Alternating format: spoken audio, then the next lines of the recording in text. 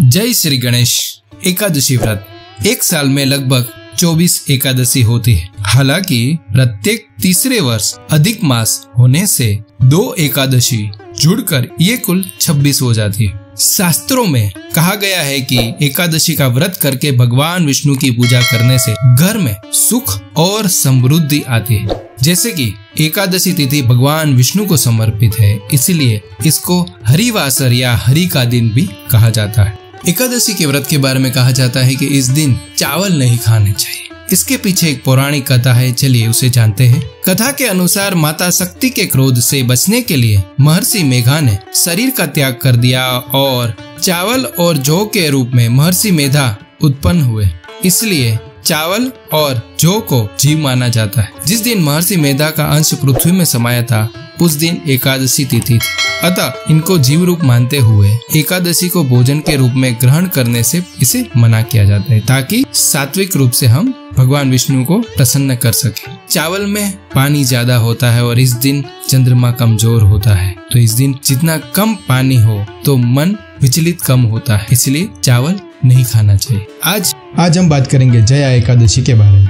इस दिन हमें नारायण स्तोत्र एवं विष्णु सहस्त्र नाम स्तोत्र का पाठ जरूर करना चाहिए। मान्यता है कि जया एकादशी के दिन विधि विधान से पूजा व व्रत रखने से भगवान विष्णु का आशीर्वाद प्राप्त होता है। माँ लक्ष्मी अपनी कृपा बरसाती है और समस्त कष्टों से मुक्ति मिल जाती है।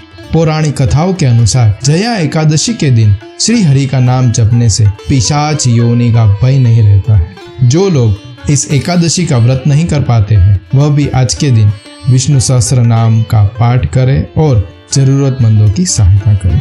इस व्रत की विधि इस प्रकार है। प्रातः जल्दी उठकर स्नान करें, व्रत का संकल्प लें, भगवान विष्णु को पीले फूल अर्पित करें, दीप पुष्प पंचामृत से स्नान कराए, आरती उतारे और भोग लगाए। इस दिन अवश्य पीपल को जल जरूर चढ़ाए।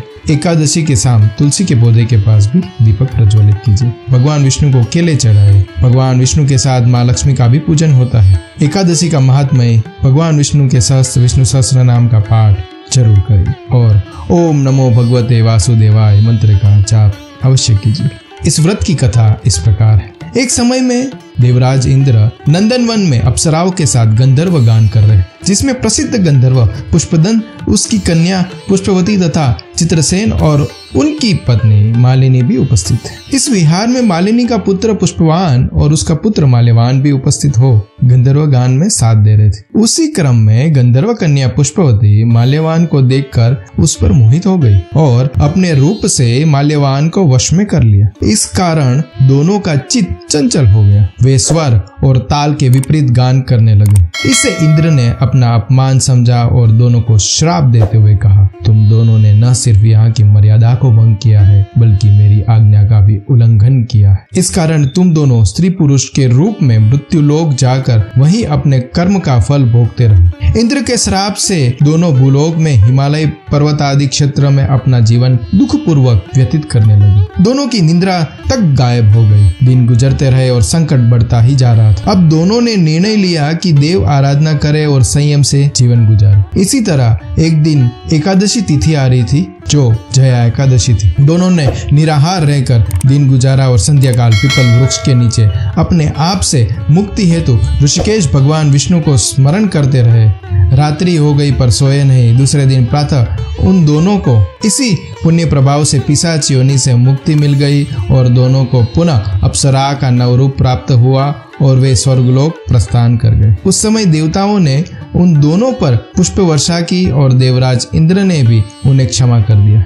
इस व्रत के बारे में श्री कृष्ण युधिष्ठिर से कहते हैं, जिस मनुष्य ने यह एकादशी व्रत किया उसने मानो सब यज्ञ जप दान आदि कर लिया। यही कारण है कि सभी एकादशियों में जया एकादशी का विशेष महत्व है। इस दिन जितना हो सके उतना विष्णु की आराधना करे, विष्णु सहस्त्र नाम का पाठ करे, गीता का कोई अध्याय का पाठ करे या सुने और हो सके क्रोध ना करे, शांत रहे, क्योंकि क्रोध करोगे तो मन विचलित होगा। जब हम कोई व्रत करते हैं तो कुछ बातों का अवश्य ध्यान रखना चाहिए कि क्रोध आए, क्रोध पे संयम रखना चाहिए। अगर आपको वीडियो अच्छा लगा हो तो इसे लाइक कीजिए, दूसरों के साथ शेयर कीजिए और इस चैनल को सब्सक्राइब कीजिए। ओम नमः शिवाय। जय श्री कृष्ण।